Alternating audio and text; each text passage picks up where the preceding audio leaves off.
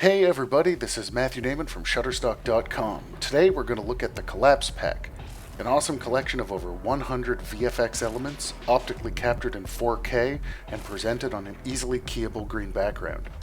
These elements are compatible with almost any nonlinear editing system, but today we're going to take a look at how to use them in Adobe After Effects, Premiere, and in Final Cut Pro X. So let's get started.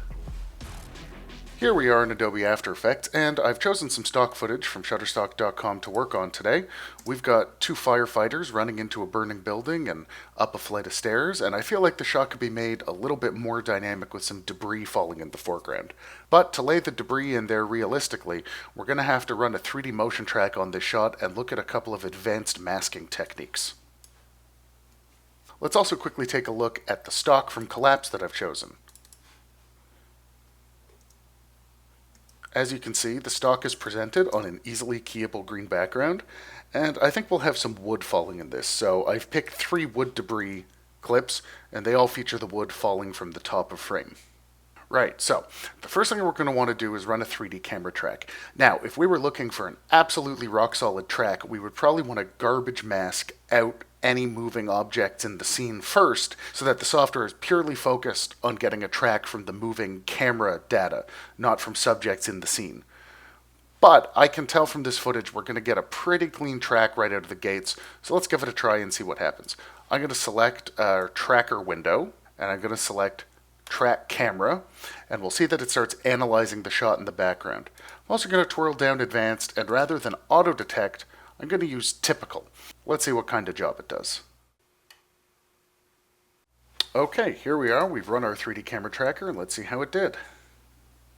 As you can see, we've got points that stick to the surface across the entire duration of the shot, and I'm just going to pick 3 points that are all coplanar with each other and create solid in camera. And let's see how After Effects did. Not bad, After Effects. Threw some tough stuff at you and you did a pretty good job. Good enough for our purposes. The first thing we're going to want to do is create some 3D track mats where this wall and doorway are, so that anything that's falling behind them we can mat out of our shot. I'm just going to disable our track solid for now, and I'm going to create a new 3D solid, and let's call this track mat left. Excellent. Finished. No, we're going to make that into a 3D solid, and we're going to want to situate that in 3D space, right where the camera thinks this wall is in 3D space. The best way to do that is to highlight our footage and actually select a point that's tracked along that wall. Right? Any of these track points would do. But I'm actually going to select one and click Create Null, and then we're going to twirl open the null's positional data, and we're going to copy and paste it to our track mat left. And that solid is now exactly where our 3D null was before. I can get rid of that null for now. And then manually, I'm going to position this solid so that it matches the orientation of this wall. I'm going to move my anchor point to this side so that I can rotate it. Excellent. Then I'm going to open scaling and scale this vertically, and let's see how that tracks to my doorway. Pretty good. Not perfect, but I can fix it with a little bit of manual keyframing. I'm going to make it a little taller. I'm also going to make it a little wider. That can stay at 100. Awesome. Now I'm just going to throw a couple of quick keyframes in here. I'm going to twirl open position and add a keyframe, and then when we get to here, I'm just going to pull that over so it's almost blocking perfectly. I'm also just going to add one rotation keyframe. Now I'm going to do the exact same thing for the other side of the door. Highlight my firefighter footage, highlight my 3D camera tracker, select a point here, create a null. I'm going to make a new solid layer, call this one track mat right, create it, make sure I've got 3D selected, twirl down the positional data of my track null, and paste it to that 3D solid.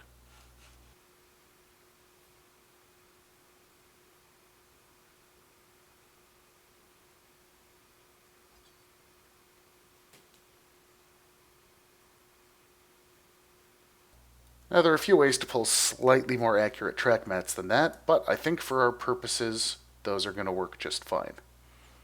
Now, having two of them isn't super helpful for us because we want the same piece of footage to be matted out by both of those layers. The best way to do that is to pre-compose and then collapse transformations. So, we're going to right-click after selecting both of our track mat layers and click pre-compose. I'm going to rename this pre-comp door, can't type, door track mat. But you'll see everything breaks. It no longer tracks in space with our camera, we just see all of our 2D transformations. You'd think it might be as simple as clicking 3D, but this causes other problems. The way to solve this is to click this little checkbox right here under the little starburst layer. So this is the collapse transformations button, or if we're using vector layers, the continuously rasterize layer button. Currently, in our top-down 3D view, that layer is flat. Right? That layer is just this pre-comp that's 1920 by 1080, same as our comp size. It only fills up the comp at one specific frame. But when I click this collapse transformations button, you can see the layer actually pops out and the bounding box describes some depth. And when I run through our camera on the right, you can see that it maintains all of those transformations, all that neat 3D space information that we previously gave it. Let's pop into one view for a second, and we can see that all of those transformations that we made on them in 3D space are preserved all the way through, but we now have a single layer called door track mat. Excellent, and I'm going to hide it for now. The next thing we're going to want to do, and I need two views for this, is we're going to want to lay in some of our stock footage. So, under the Project tab and under Stock, I've picked 3 clips from the Collapse pack. Let's have a look at some of it. For the purposes of this shot, I've selected debris that falls from the top of frame, and it's on a very bright, easily keyable background. Alright, we're going to jump back over to our comp, and we're going to grab our debris layer, and we're just going to throw it on top of the comp for now. I'm also going to turn my track mats back on because they'll help me situate things in 3D space. This box is generally where those walls are in 3D space, which means after I make my debris layer a 3D layer, we can see that currently the wood is sitting in front of the walls, which is not where we need it. I'm just going to drag it back in space, back behind those 2 layers. And we probably want it right about there. First layer we're going to do is right behind the wall, and I'm going to scale it up. And then I'm going to run through time, and I probably want it falling right about there. Yeah, we just kind of want the camera pushing right past the wood, like it just missed the cameraman running with these 2 guys. I'm going to throw my track mat layer on top of those guys, and also just turn it off for now, because we don't need it. Let's focus on keying out this footage. One of the best things about Adobe After Effects is that it comes with Key Light 1.2 as its default color keyer. I'm very, very partial to Key Light, and I think it generally does an excellent job doing chroma key. There's a lot of different tools in Key Light. One of the most important ones are the Screen Matte tools. So what Screen Matte allows you to do is to play with the black and white clipping of the actual mat you're using to generate your key. I would also recommend setting your replace method to hard color. Let's have a look at whether or not this is a clean key. Looking pretty good. A little translucent there. We can see we're actually seeing through the wood a little bit. So if I run into my clip rollback and pull back my white level, you can see that that actually increases the density of my key and makes sure that we're not seeing through anything. Fantastic. Nice clean key. Now I'm going to show you how to use these track mats, because as you can see right now, the wood is falling in front of the door frame and it's not doing a particularly good job at selling the shot. I'm going to turn on my door track mat, make sure it's blocking out the wood where I want it to, and then it's as simple as clicking my wood debris, going to track mat, and selecting alpha inverted. So as you can see, the footage now falls, and it's actually blocked by the edges of the door, and when we're playing it at full speed, does the trick. We're going to throw a tint on it. I'm going to select dark orange, and I'm going to select a nice lighter orange for the white color. And let's also jump into the curves and darken it up just a little bit. I also think it's starting a little too early because it looks like it should be interacting with our firefighter. So I'm going to drag it back in time a little bit and make sure he clears it before it starts falling. Yeah, right about there is probably where we want it. And I think we could probably use a little bit more wood falling right around here. So I'm going to double up our door track mat. I'm going to double up our debris wood. But for a little bit more variety, I'm going to select a different wood clip, hold Option or Alt if you're on Windows, and drag it on top. And you'll see that that footage gets replaced with debris wood top 01, whereas our previous footage is debris wood top 02. And now we should have the camera moving through a little bit more falling wood. I can spread it out a little bit through time just to increase the duration of our effect. Now, one more fun thing we could do to this footage is let's justify this debris falling a little bit by adding some camera shake. So I'm going to select all of our footage and pre-compose it, and we'll just call it Firefighters Pre-Shake. We're going to throw a little bit of 2D camera shake on it. I'm going to scale up our footage to about 105%. I'm also going to set a position keyframe at the beginning of where I'd like our shake, and a position keyframe at the end of where I'd like our shake. There's some advanced shake tools that are available from third-party manufacturers, but we're just going to look at how to do this cheap and cheerful in Adobe After Effects. The only other thing I'm going to do is I'm going to go up to Window and make sure that our wiggler is enabled. I'm going to select our position keyframes, and what the wiggler will do is create keyframes between any two highlighted keyframes, given the variables that you select. So I'm going to give our wiggle a magnitude of, let's say, 10 and a very high frequency, let's say around 24 per second. Let's see how that looks. There you go. We got a little bit of camera shake built in there. Going to add motion blur, and let's see our finished shot. Now let's take a look at a slightly less complex example in Adobe Premiere. Alright everybody, here we are in Adobe Premiere Pro, and I've got this clip of this Indiana Jones type walking around a cave. So I thought it'd be kind of fun to have a couple of little rocks falling from the ceiling maybe make his situation look a little bit more perilous than it actually is. So let's take a look at how to do that directly in this software.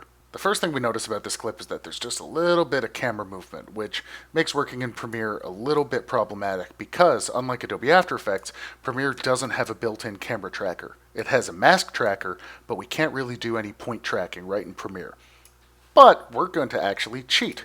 We're going to go to Video Effects and we're going to search for Warp.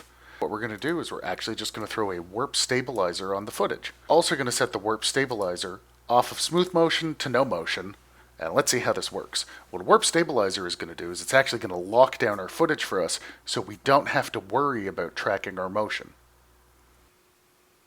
Okay, warp stabilizer is done, and if I hit play, you can see that our footage is now perfectly stable. Now, warp stabilizer isn't always quite this successful, but this clip had relatively little motion and very little motion blur introduced from the camera movement, so we get a very, very successful stabilization on this clip. The next thing we're going to want to do is have a look at some of our stock footage. We've got this awesome rock and debris footage from the Collapse pack. If we take a look at it, we have rocks that are filmed against green screen that kind of fall and bounce in a very realistic way. So let's throw a couple of these into our shot and see how they can improve the overall feel of it. We're going to grab some of these rocks and drop them on top.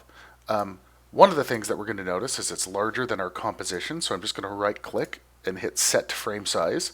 The other thing I've noticed is that compared to our clip, these rocks kind of move in slow motion.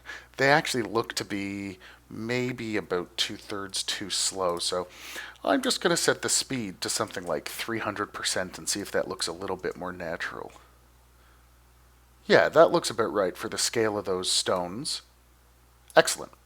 We're going to go into Video Effects and we're going to twirl down the keying folder, and let's have a look at Ultra Key. Now, Ultra Key is a very powerful keyer. All you have to do is select your key color, and you'll see that actually right out of the box, it gives you a pretty good key. We'll probably just go with a relatively aggressive setting just to cut out as much of that green as possible.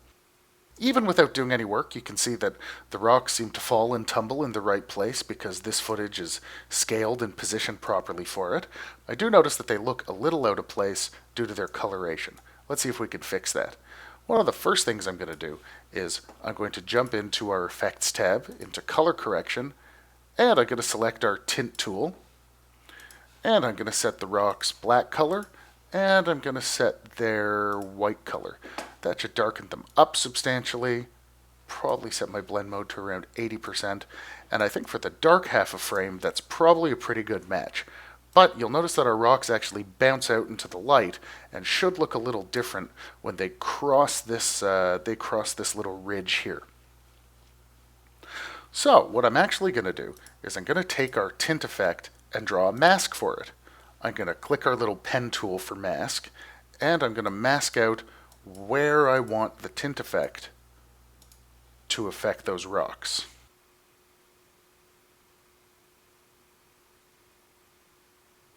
And now you'll see as those rocks bounce across that line, they're darker on this side and brighter on that side. I'm going to feather our mat a little bit so that it's not as stark a contrast. And let's take a look at how that looks. There you go, just like they're bouncing into the light.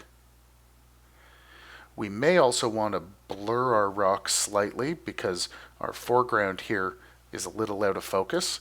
So I'm going to jump into blur, apply a Gaussian blur, turn up the blurriness, and it looks like there's a pull focus right about there. Things get a little blurrier. So I'm going to set a keyframe for our blurriness, and then right there, blur things up a little bit. And I think that that holds till about there. And becomes sharper until the end. We're going to end our clip here.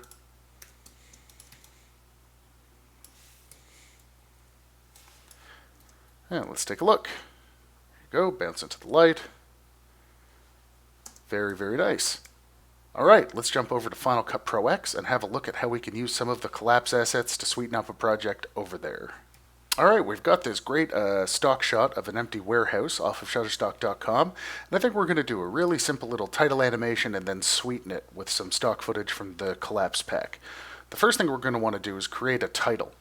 We're going to want to jump over to the Final Cut Pro title tools, and let's pick a custom 3D text layer and drop it on top. Final Cut Pro has some very powerful titling tools, so let's take a quick look at them. If we jump over to the title window, we can set our 3D text. Why don't we make this say collapse? And let's pick a slightly more attractive font.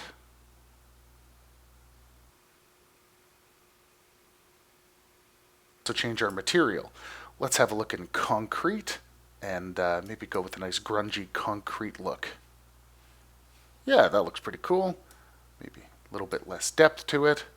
We can also have a look at our lighting and have it cast some self-shadows. I think we're going to have the text burst onto the scene, so let's set a keyframe about 1 second into our clip.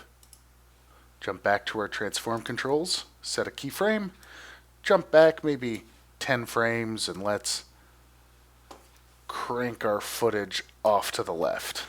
Very cool. I'm also going to animate just a little bit of overshoot into this.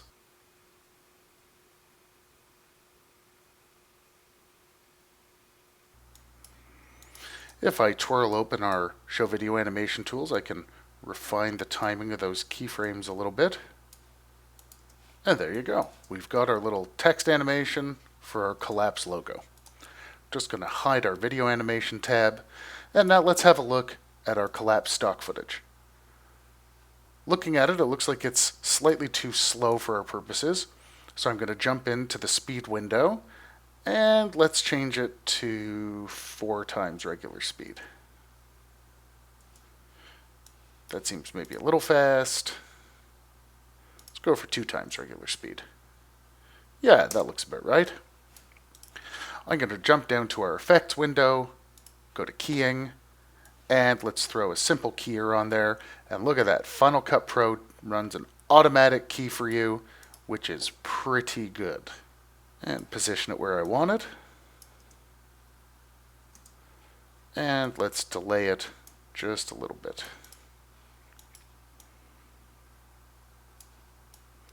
We kind of want that text to look like it's bursting through a wall like the Kool-Aid Man and knocking all this debris out there with it.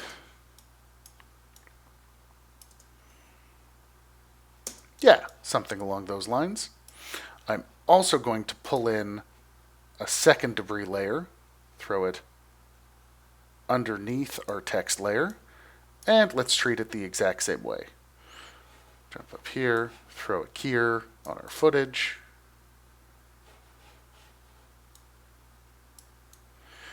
And that should just increase the amount of debris and make the effect that much more powerful. I think I'm going to speed this one up a tad more. Maybe delay it a little bit. Now what we need to do is select our layers, make a new compound clip, and let's call this Collapse Logo Compound Clip. Let's end it right before those elements disappear. And I think right as the Collapse logo comes out, we want to snap zoom in. So let's set a scale and a position keyframe. And right about there, we probably want to have scaled up, maybe positioned over a little bit. Boom, push in. I also think that we're going to go to our all video and audio effects, and let's search for an effect called Earthquake. Throw it on our clip. And right during that burst section, we're probably going to want the camera to shake and stop shaking right about there.